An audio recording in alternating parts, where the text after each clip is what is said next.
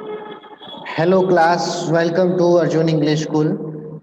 Today I am going to start chapter number 2 in account subject for 11th standard and chapter number 2, that is depreciation accounts. In earlier class we have already completed the chapter rectification of errors.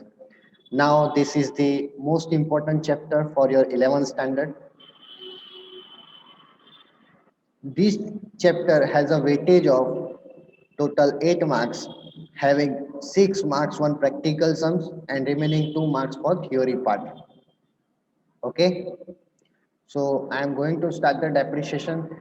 Basic meaning that we have all studied in part one, first and second chapter, that what is a depreciation. In simple way, we can say that on every fixed assets in the business, if we are using it, then value of fixed asset reducing time to time. It includes efflux of time, changes in technology, as well as use of assets. Due to this portion, value of fixed asset reduced by year. So it is called depreciation.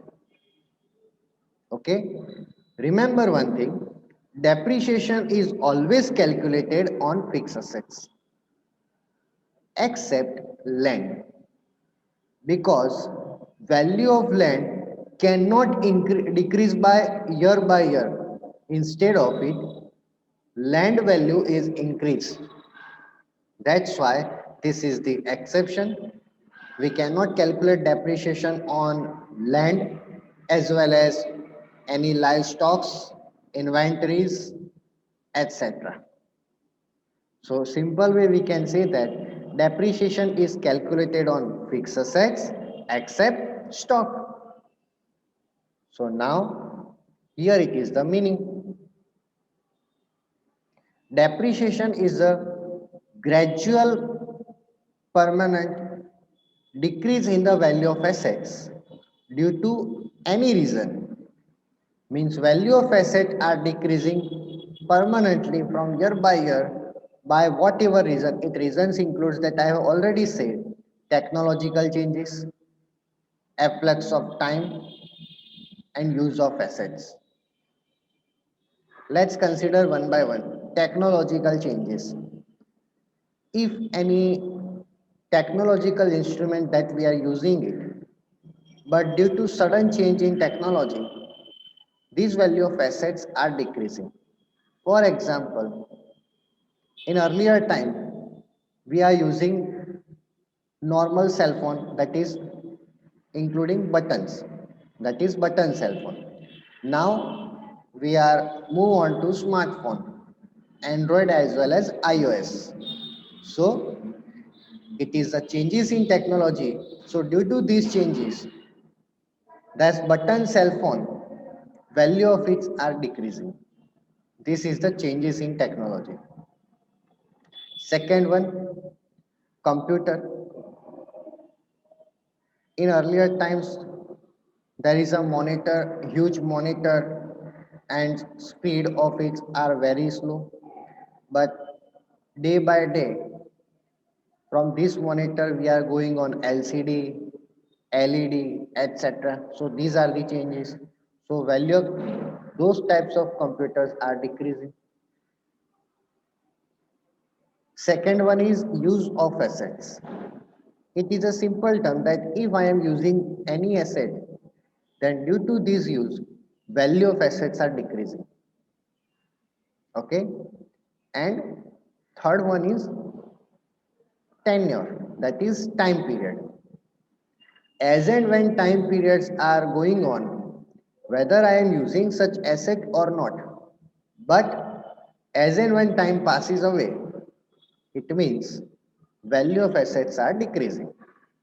Example, if I have purchased any vehicles in 2012, but I have not used it anywhere. But if I want to sell it in 2020, then it is a simply you can understand that value of such vehicles are decreasing. whether we have used such assets or not.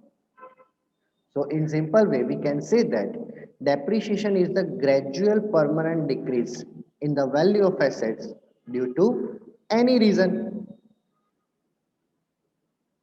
Second one, Spicer and Pagler. Depreciation may be defined as a measure of exhaustion of effective life of assets due to any cause during given period. So these are definitions that you have seen. From the above definition, it can be understood that permanent reduction in value of asset is depreciation. At the end of certain years, assets becomes useless for determined specific use and objects. Depreciation is a time related expense. It is debited to profit and loss account as non cash revenue expense. It means any decrease in the value of asset. So we cannot say that our cash is going out. Like cell phone, when I have bought, when value of such cell phone is 20,000. At the end of year one, market value of this cell phone is 12,000. It means we can say that 8,000 value of rupees 8,000 are diminishing. So now this 8,000, if I am treating is as a depreciation and I am claiming as an expense of 8,000 rupees, then these 8,000 that we can claim expense, but for which I have not paid a single rupees because value of assets are decreasing. So I am treated like as an assets, but there is no cash outflow. Cash outflow realized only when we sold these assets. It means value of assets are decreasing. We are claiming it as an expense, but this depreciation that is treated like non-cash expense. In exam, they can ask for 1 marks theory like depreciation is which kind of expense. So your answer will be non-cash expense. It indicates reduction in useful value of assets. Thus, it is debited to profit and loss account. Okay. Second one, characteristics. Characteristics of depreciation, that is number one, fixed assets. Depreciation is to be calculated on fixed tangible assets. Thus, these assets are known as depreciable assets.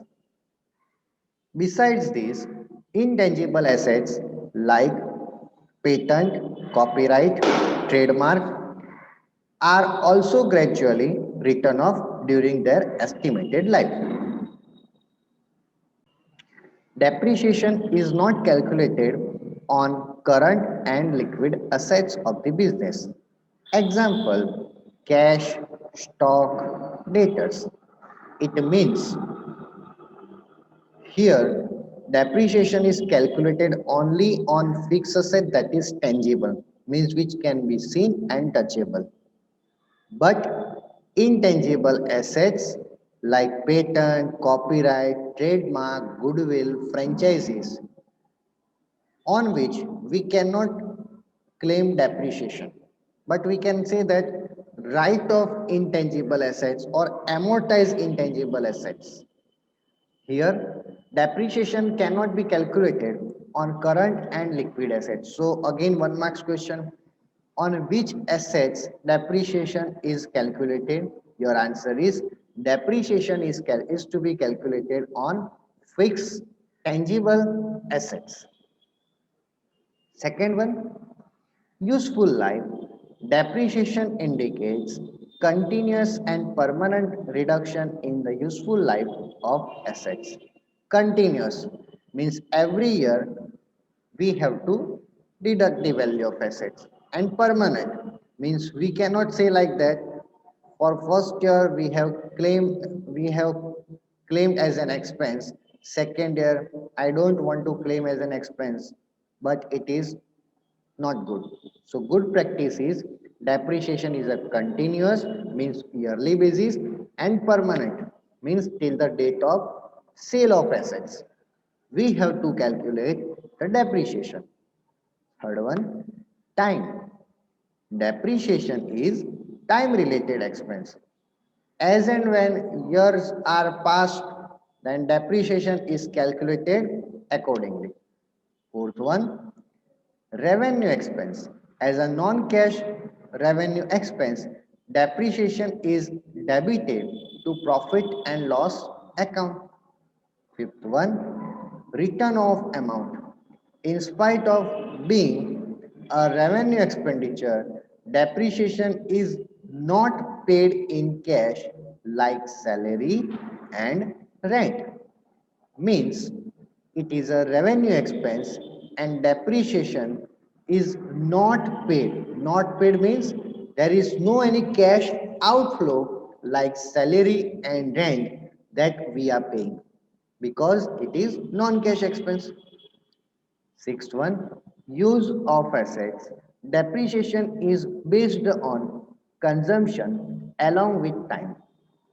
Seventh, at the end of accounting year, generally amount of depreciation is deducted from the value of assets at the end of accounting year. It means at the year end, I am reducing value of fixed asset on the basis of certain formula or certain fixed percentage. And whatever the value will be, that is debited to profit and loss account because it is our expense. Eighth point, provision. Depreciation is one kind of provision. Okay. Next one, necessity of provision for depreciation. It is different kind of expense than other routine expense of trade and business. Why it is different kind of expense? Because it is non-cash expense. Due to reducing in the value of fixed asset, we are supposed to treat as an expense and such diminishing value that we are treating as an expense. So it is non-cash expense and we are treating is different from all other routine expenses. Okay.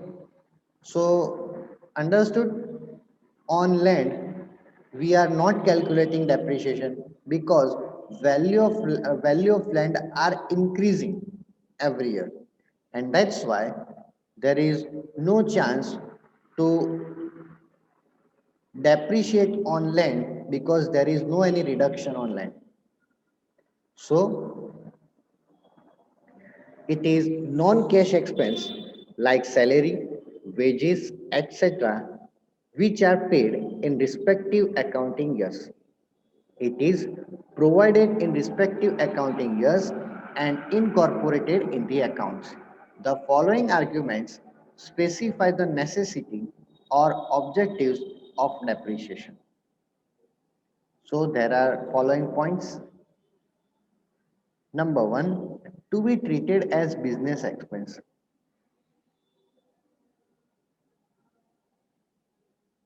Depreciation is a revenue expense that you all know.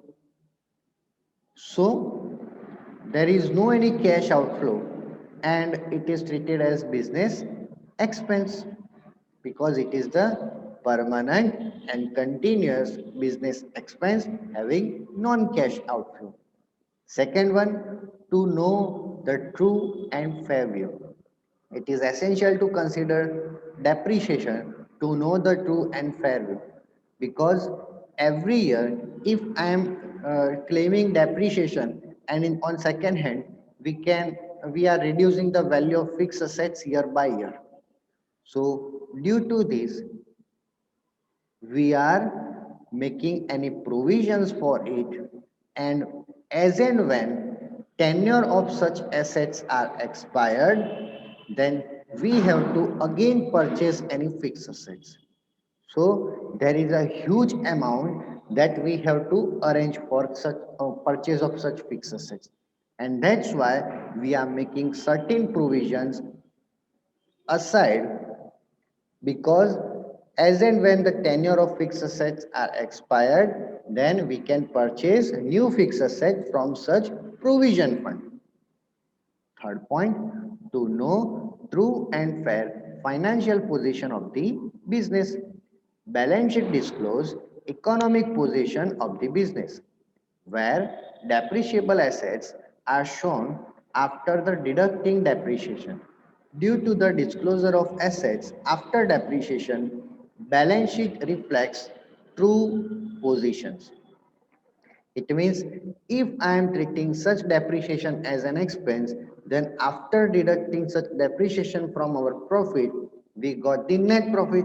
So it is the true financial position, because these depreciation are allowed under the accounting, income tax as well as auditing. So it is necessary to provide depreciation every year by year. Fourth point, to determine correct cost of production. To determine the cost of goods produced in factory of the service expenses affecting production or production related expense should be considered. Thus, like other expenses, depreciation or depreciable assets used in the best business is essential to consider to determine the cost, because if I want to uh, verify the total cost of production, means I have produced certain things in the factory and I want to check whatever the exact value of such product.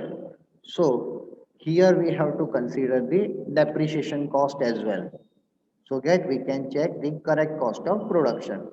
Fifth point, to determine correct selling price of the product or service. To arrive at a selling price of a product or service, total cost is determined where depreciation is included. Sixth point, to maintain capital. The significant share of total capital is employed in fixed asset. These assets become useless at the end of their useful life. To acquire new assets, replacing these assets, capital is needed. And to maintain these kinds of capital in business, depreciation provision is being made on assets of business. Means if we want to maintain capital, if we want to purchase new fixed asset after the old one, so here this provision will help us to purchase a new fixed assets. Seven, to comply with legal provisions, the computation of depreciation and its recording in accounts are done by according to the legal provisions. So it means we can say that this depreciation comply with the legal provisions according to auditing, income tax and accounting. Okay, so this is all related to depreciation and its provision.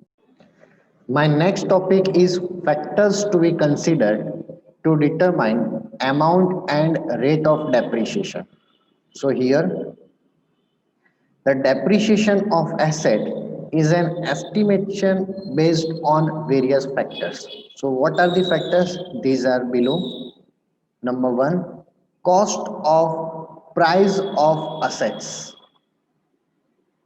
because the most important is the cost, that which cost that we have to consider here. So here cost means purchase price plus transportation cost plus installation cost. Let's say example, if I am purchasing any air conditioner, then if I am purchasing air conditioner from any retail shop, then purchase cost is 30,000. But from their shop to my home, I am paying any lorry charge or carriage like 500 rupees. So it is 30,000 plus 500. And air conditioner that is available at my home, that specific engineer have to fit this, and their charges are 1500 rupees. So now 30,000 plus 500 plus 1500, my total cost of air conditioner is 32,000. Okay, so this is my cost that I have to consider here to calculate the depreciation.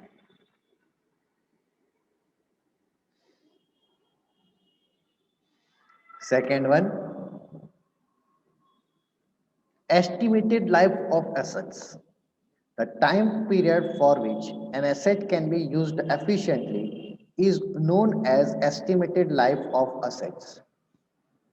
During the determination of estimated life of an asset, technical aspect and possibility of innovations, etc., are considered. It means estimated life of assets, that is depends on the total estimated life. Like if I am saying about air conditioner, on an average, air conditioner having estimated life of 7 to 8 years. Technical aspects and all the possible innovations means if there is another new technology regarding this, then it affects the life of assets. Third point, estimated scrap value of assets. Scrap value that we call salvage value or terminal value at the end of their useful life. If the useful life of an asset is 8 years, after completion of 8 years, it becomes like we say that 1000, 2000, 4000, or 5000, whatever it will be. It is called salvage value or scrap value or terminal value. Because this amount that is recoverable on the sale of assets, so this amount that is deducted from total cost of assets. Okay. Now, use of assets, it includes the efficiency of any assets depend on its use. Highest the use of assets, higher the amount of depreciation is chargeable. It means that the life of asset is dependent on the use rather than its life. Because if the use is high, then its useful life remains low. For an example, air conditioner that we have considered the useful life is for 8 years, but it is only when it used 4 to 5 hours in a day. But if one person use this air conditioner for 24 hours, 24 by 7, then its useful life from 8 years to becomes 2 to 3 years. So again it affects the use of it. Second example, generally vehicles, two-wheelers or four-wheelers having a useful life of 8 to 10 years. But if any person is having a business of transportation, then his use is roughly. So overall useful life of an asset decreasing. Got it? So it is the use of asset, it is the most important factor. Fifth point, repairs and maintenance. The estimated life and efficiency of assets increase if sufficient amount at appropriate time is spent on repairing and maintenance of asset. Thus, annual depreciation would decrease. Hence, these aspects is also necessary to determine the rate of depreciation. Simultaneously, it is also observed that a balance should be maintained between the amount of depreciation and repairing. Means we can say that if there is annual maintenance or regular maintenance or repairing of an asset will increase its useful life, then it is necessary to consider it. Because if I am not regularly repairing and maintenance for an asset, then useful life of asset decreasing and hence our depreciation cost will be increasing. Sixth point, interest on capital employed for asset. When fixed assets are acquired by loan and production is not commenced after the acquisition of assets, interest of this period is added to the price of assets. The depreciation is calculated on such total amount.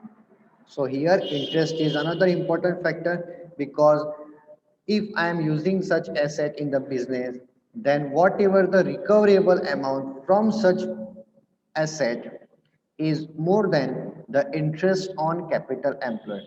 Because if I am acquiring loan to purchase this fixed asset, but such fixed asset are valueless or it is not used regularly, then interest on such loan are higher than our recoverable amount, then it is a loss making business. 7 point, new innovation and research. Continuous new innovation and researches are taking place in present times. Consequently, after some time, assets become obsolete. Therefore, the remaining time period of asset is also considered to determine the depreciation.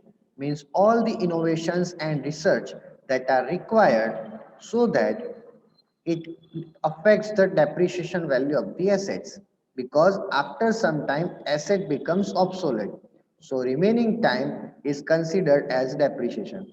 It is not obsolete due to asset becomes usefulness, but it is due to changes in any technology, innovation or any research, then such old assets are becomes valueless.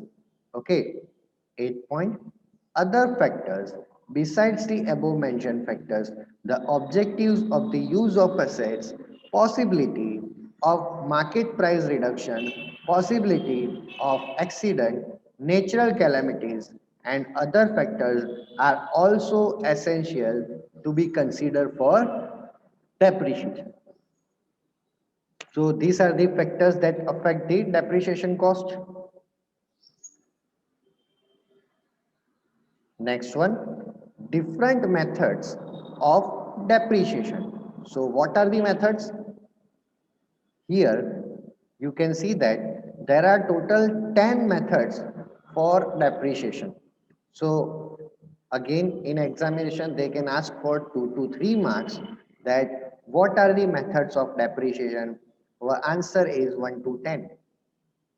Fixed installment or straight line method, reducing balance method or written down value, annuity method, depreciation fund or sinking fund, insurance policy method, revaluation method, compound interest method, depletion method, mileage method, and machine hour rate method. So here you can see that total 10 methods that is needed necessary for calculation of depreciation on fixed assets.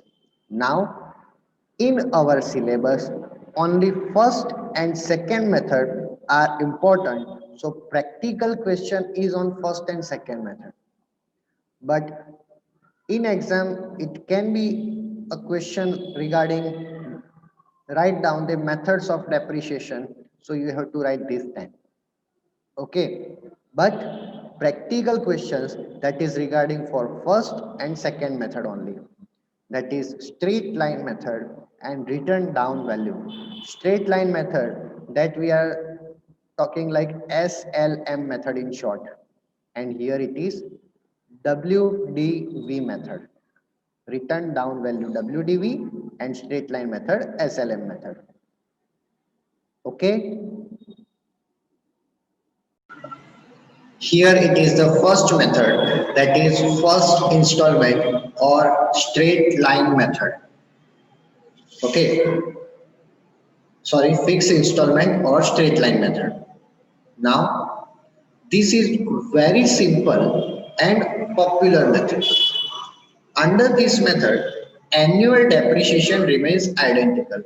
Means whatever the useful life of an asset, like we can say that 5 years or 10 years, every year useful life of assets, depreciation remains identical. Means if first year depreciation is 10,000, then 10,000 remains 10,000 for every year for whatever the useful life. So here they have provided that under this method, annual amount of depreciation remains identical, means similar. The graph of depreciation of each year remains in horizontal line. Thus, this method is known as fixed installment method or straight line method. Now, procedures to determine the amount of depreciation. Under this method, to determine the amount of depreciation, total depreciable amount is determined by deducting estimated scrap value from the cost price of an asset. By dividing this depreciation amount with the total years of estimated life of an asset, the arrived amount is called the annual amount of depreciation. Therefore, D is equals to C minus S divided by N, where C is equals to cost price.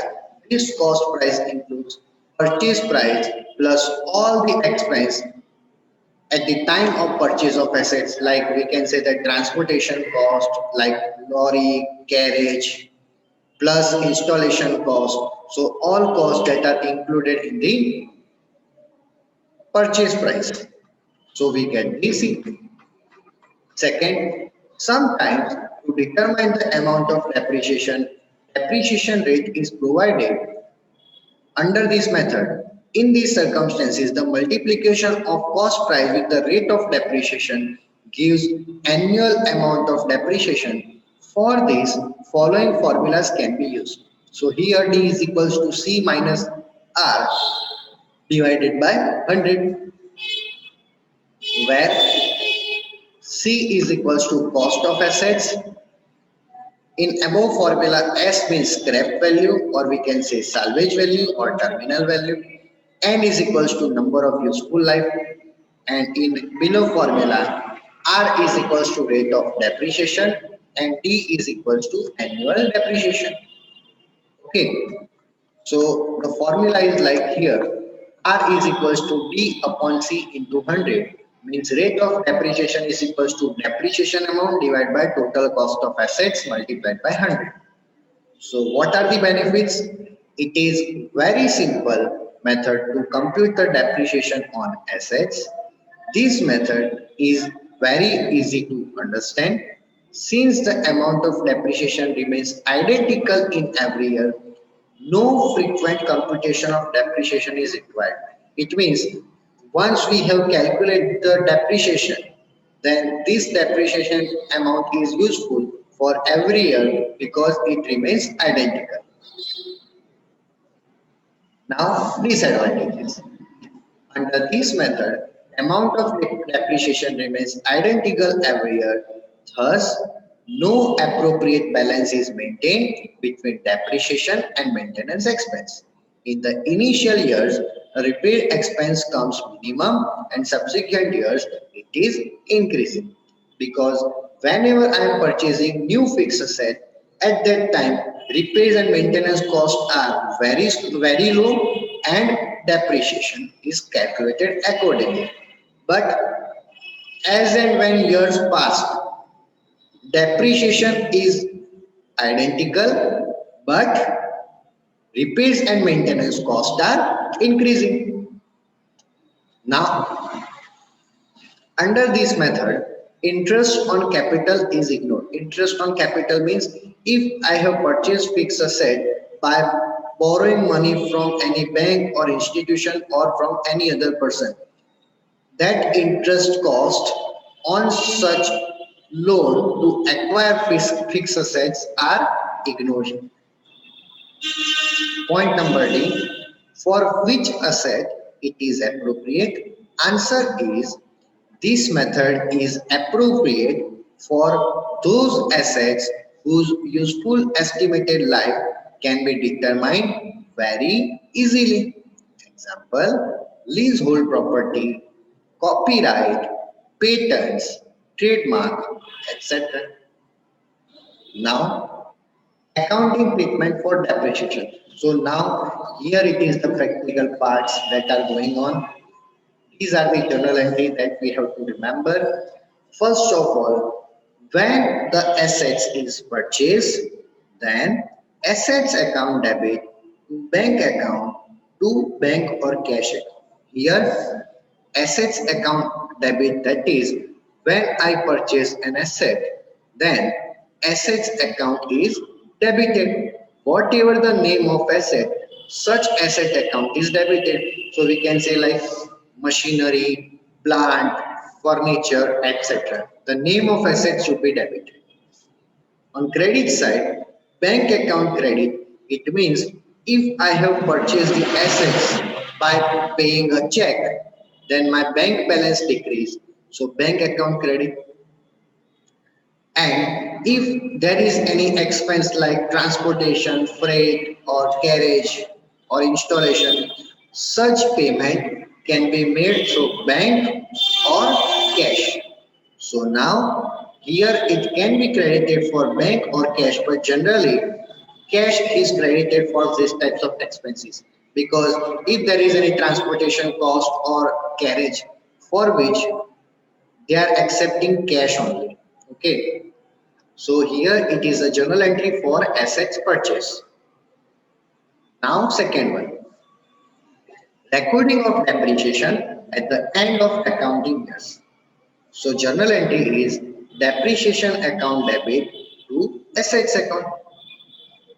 This journal entry that we have to pass every year, because every year there is a depreciation expense. So depreciation is an expense. So depreciation account is debited and asset is a credited side, because the value of assets decreasing year by year. Because here when we purchase the assets, then assets account debited, but when the assets value are decreasing, then asset account is credited. Now remember this, depreciation is a non-cash expense and it is a part of P&L account. So at the end of the year, this depreciation balance that we have to transfer to P&L account. So now my third entry is profit and loss account debit to depreciation account. So these are the third entry. First one for purchase of fixed asset, second one for depreciation, third one depreciation amount transferred to profit and loss account. Okay, now second year onwards.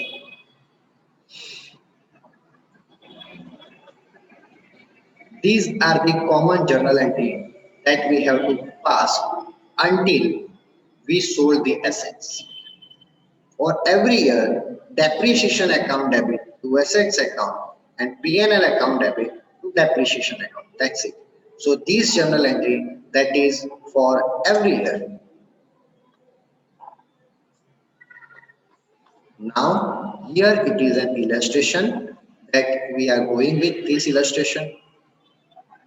Like Sila Limited has purchased a machine for 48,000 on 1st April 2012.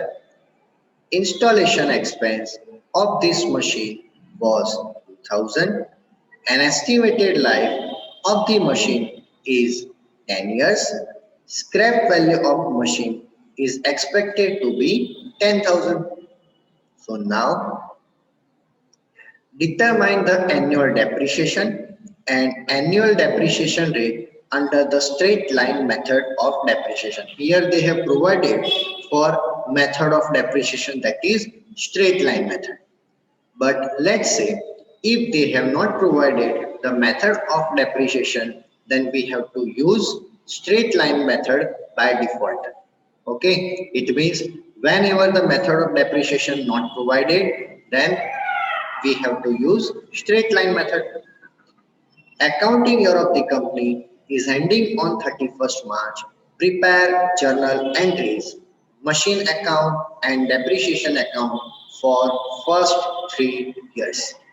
Disclose the accounting effects of it in final accounts of first year. Now value of depreciation, that is annual depreciation D is equals to C minus S divided by N. So D stands for depreciation, C stands for purchase price plus all other expenses related to purchase, S stands for scrap value. So here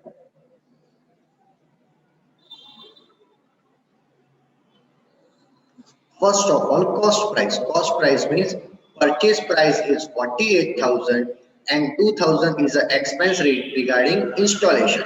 So 48 plus 2,000, my total cost of purchase 50,000. Scrap value 10,000. So now formula for depreciation is like this. D is equal to C minus S divided by N. So C is 50,000, S is 10,000, N is 10 years. So 50,000 minus 10,000 divided by 10. So 40,000 divided by 10. Our answer is 4,000 rupees. Now, if they ask you to find out rate of depreciation, then formula is D divided by C into 100. D is equals to 4,000, C is equals to 50,000 into 100. 4,000 divided by 50,000 into 100. Rate of depreciation is 8%. This is the second one. Now, journal entries. Journal entries that we are going with, but how many years we have to pass the journal entry that we have to check properly. They have asked to pass journal entries for 3 years. So first, these are the journal entries that we have already completed. So on the basis of this journal entry, we are doing this kind of sum where first journal entry on the date of purchase, that is 1st February, 1st April 2012, journal entries in the books of Sheila Limited, date, particular, LF, debit and credit. So here on 1/4/2012, machine account debit to bank account to cash account, because 48,000 that we have paid a check to purchase assets and 2,000 that is for installation expense paid by cash. Total cost of machine comes to 50,000. At the end of first year, if any year is starting with April 2012, then this year close on March 2013. Remember, if I am going to from April to March, then our year changes. That is from 2012 it comes to 2013. So 31st March 2013, journal entry is same, debit to machine and again P&L to debit. Amount is that we have calculated above 4,000 rupees here. So now here depreciation amount that is 4,000 for first year. At the end of first year completed. They have asked you to find out depreciation, write down the journal entry for 3 different years. So this is the first year. Now again, similar these two entries that we have to pass for second year as well as third year with the same amount, because in straight line method depreciation amount remains same, only date changes. That is from 31st March 2013. Next one is 31st March 2014 and third year is 31st March 2015. So for 14 and 15 same entry. That's it. So finally, journal entry part that we have completed. Now, here it is a machinery account, but this is quite difficult. So I'm not starting today. On the next lecture, we are going to start machinery accounts and its calculation. Okay. So if you have any doubts, please contact me. Thank you for the today.